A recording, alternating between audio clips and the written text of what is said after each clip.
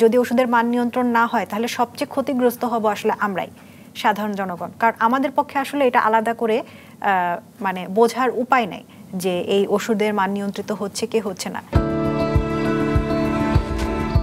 যখন এরকম একটা অ্যান্টিবায়োটিক কোর্স একটা পেশেন্ট স্টার্ট করে যে কোনো ডিজিজের জন্য, সেটা ইউটিআই হোক বা টাইফয়েড ফিভার হোক, আর সেক্ষেত্রে ফলো আপটা কেমন হবে? ফলো আপটা আসলে এটা আসলে নির্ভর করে যে আপনি কোন সেটিংয়ে রুগীটা দেখছেন। যদি আপনি চিন্তা করেন যে আপনি গ্রাম উপজেলা লেভেলের সেটিংয়ে দেখছেন, সেক্ষেত্রে আপনার রুগী সে গ্রাম থেকে এক সপ্তাহ পরে ফলো আপ করতে পারবে, সেটা আসলে তো প্র্যাকটিক্যালি পসিবল না।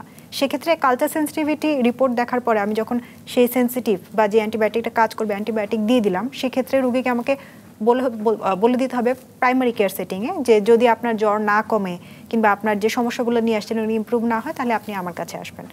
আর আমি যদি চিন্তা করি যে না আমি এখন একটা টার্সিয়ারি লেভেল হসপিটালে আছি, ঢাকা মেডিকেল কলেজে আছি বা স্কয়ার হসপিটালে আছি, যেখানে আসলে রুগীরা সচেতন, তারা আসতে পারবে, তাদের আর্থসামাজিক কোনো সমস্যা নেই, সেক্ষেত্রে আমি অবশ্যই অ্যান্টিবায়োটিক কোর্স কমপ্লিট হওয়ার পরে পেশেন্টকে একটা ফলো আপে আসতে বলতে পারি যে তার সিমটম ইমপ্রুভ করলো কিনা। যদি লাগে আমরা ব্লাড টেস্টের যে ইনফেকশনের যে মার্কারগুলো আছে, যে টেস্টগুলো দিয়ে বোঝা যায় যে ইনফেকশন বাড়ছে না কমছে, সেগুলোও দরকার হলে আমরা রিপিট করে দেখতে পারি অ্যান্টিবায়োটিক কোর্স শেষ হওয়ার 3 দিন বা 4 দিন পরে।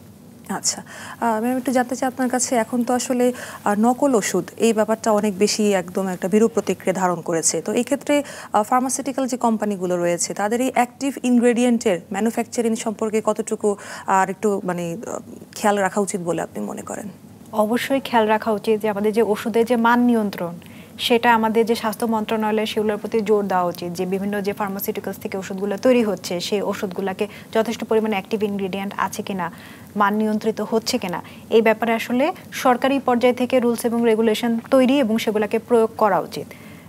তবে এই ক্ষেত্রে আসলে যদি ওষুধের মান নিয়ন্ত্রণ না হয় তাহলে সবচেয়ে ক্ষতিগ্রস্ত হব আসলে আমরাই, সাধারণ জনগণ। কারণ আমাদের পক্ষে আসলে এটা আলাদা করে মানে বোঝার উপায় নেই যে এই ওষুধের মান নিয়ন্ত্রিত হচ্ছে কি হচ্ছে না।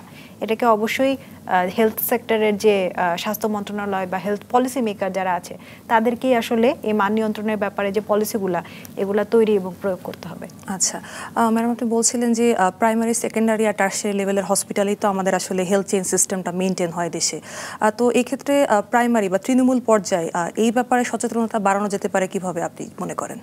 আসলে আমার কাছে মনে হয় যে তৃণমূল পর্যায়ে সচেতনতা বাড়ানোটাও যেরকম জরুরি, সেরকম টার্সিয়ারি পর্যায়ে আসলে আমাদের সচেতনতা বাড়াতে হবে। আমি এখন পর্যন্ত দেখা যায় স্কয়ার হসপিটালে অনেক রুগীকে পেয়েছি যারা এসেছেন যাদের কাছে মনে হয় যে কোনো কারণে পাতলা পায়খানা হলে বা কোনো কারণে হচ্ছে একটু নরম পায়খানা হলেই আমরা মেট্রোনিডাজল, যাকে ফ্লাজিল অ্যামোডিস নামে পাওয়া যায়, সেটা 1-2টা খেয়ে নিলে ঠিক হয়ে যায়। এটা তারা কমনলি খান। একটু সর্দি কাশি হলেই তারা অ্যাজিথ্রোমাইসিন বা জিম্যাক্স একটু খেয়ে ফেলেন। তাদের কাছে মনে হয় যে এটা আসলে ইমিডিয়েট একটা সিমটম রিলিফের জন্য।